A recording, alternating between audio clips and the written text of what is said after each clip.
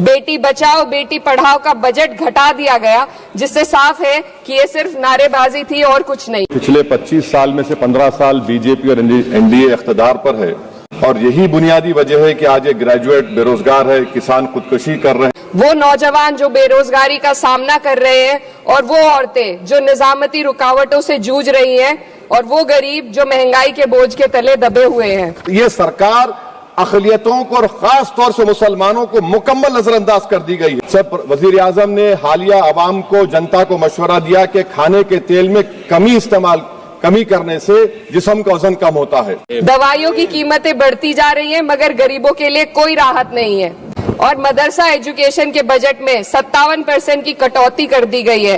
क्या यही सबका साथ सबका विकास है? जब देश के 15% मुसलमानों को तालीम से, रोजगार से, सियासत, इंतजामी और गवर्नेंस से मजहबी तासुब की बुनियाद पर खारिज कर दिया जाता है। जीएसटी की ऊंची दरों ने आम आदमी की कमर तोड़ दी है। जरूरत इस बात की है कि खाद्य सामग्री, दवा, स्कूल की किताबें और जरूरत की चीजों पर टैक्स कम किया जाए। पेट्रोल डीजल पर टैक्स कम करने की कोई कोशिश नहीं हुई, जिसका सीधा असर हर नागरिक पर पड़ता है।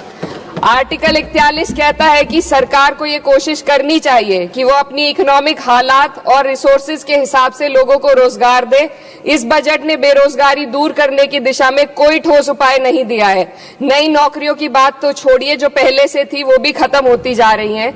स्किल डेवलपमेंट प्रोग्राम के नाम पर करोड़ों खर्च किए जा रहे हैं, मगर सवाल ये है कि ट्रेनिंग लेने के बाद कितने नौजवानों को असल में नौकरी मिल रही है। सरकार के पास इसका भी कोई आंकड़ा नहीं है। सरकारी विभागों में लाखों पद खाली हैं, मगर भर्ती का कोई प्लान नहीं है। आर्टिकल 45, जिसके द्वारा सरकार की जिम्मेदारी है कि हर बच्चे को 6 साल की उम्र तक फ्री और जरूरी तालीम मिले ताकि उनका बुनियादी तालीमी डेवलपमेंट सही से हो सके, जिसको संसद ने शिक्षा का अधिकार अधिनियम बनाकर और भी मजबूती दी थी, परंतु इसकी जमीनी हालत क्या है वो किसी से छुपी नहीं है। नगरीय क्षेत्रों में सरकारी स्कूलों में शिक्षक न होने की वजह से स्कूल बंद हो रहे हैं तथा दूरस्थ ग्रामीण क्षेत्र के स्कूलों में टीचर ही नहीं पहुंच पा रहे हैं। सर, वजीर आजम कहते हैं कि मुल्क विकसित भारत की राह पे है। मैं कहना चाहता हूं कि ये उस वक्त तक मुमकिन नहीं है जब तक इस मुल्क की 80 करोड़ आवाम फ्री राशन के बगैर जिंदा नहीं रह सकती।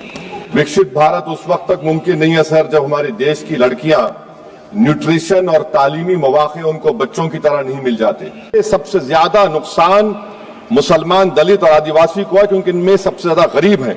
सर, मोदी हुकूमत ने इन तीनों तबकों के खिलाफ ऐलान जंग कर दिया। क्या मन की बात से एक औसत घराने को खाना मिलता है?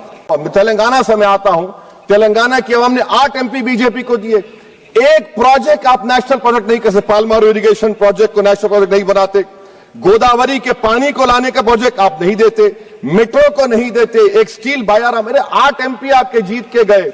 ये लगता है कि बेचारे वो कितने कमजोर हैं कि जिस रियासत से जीत कर गए वो वहां पर कुछ नहीं कर सक रहे सर। तो इसीलिए मैं इस बजट की मुखालिफत में खड़ा हूं। इससे कोई रोजगार में फायदा नहीं होगा, विकसित भारत नहीं बनेगा। आप लाख बोल लीजिए, हम 12 लाख का बाजा बजाइए, मगर बाजू GST का एक चौकीदार खड़ा हुआ चोरी करने के लिए। बहुत बहुत शुक्रिया सर।